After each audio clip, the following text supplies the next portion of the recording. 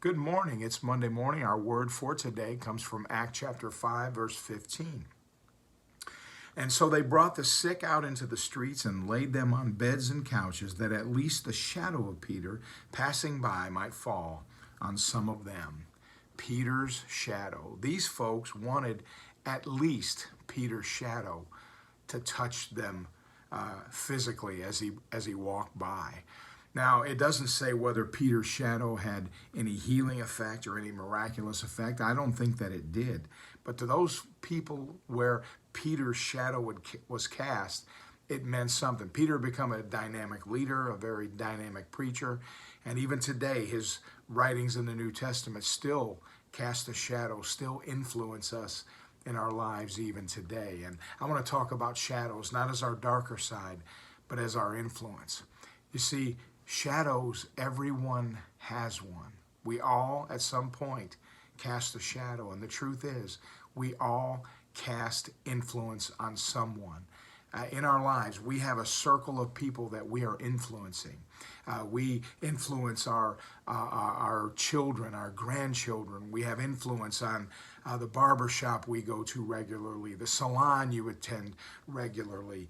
Wherever you do your regular business, you have influence. People are observing you. You have a shadow of influence. Secondly, your shadow depicts you accurately, whether you're tall, short, heavy, skinny.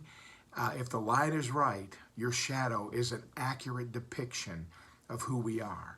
And you know, our actions, our deeds, the words that we say, the way we treat people, the way we handle situations, all of that, listen, has an effect on those around you. And all of that accurately depicts who we really are, for out of the abundance of the heart, the mouth speaks. Shadows can't speak. And you and I don't have to say a word directly to people to have an influence on them. If we say we're children of God, people are watching us, people are observing us, how we handle things, how we react to things.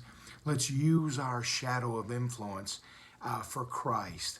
And sometimes we won't even have to say a word. Someone once said the greatest or the only Bible people will ever read is you and I. Let's give an accurate depiction of what Christ means in our lives.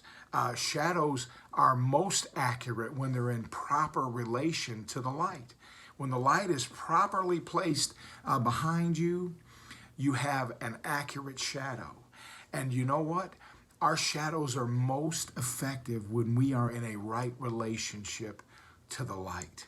Jesus said, I am the light of the world. And when we are in proper alignment with him, when he is on the throne of our hearts, our influence is most effective.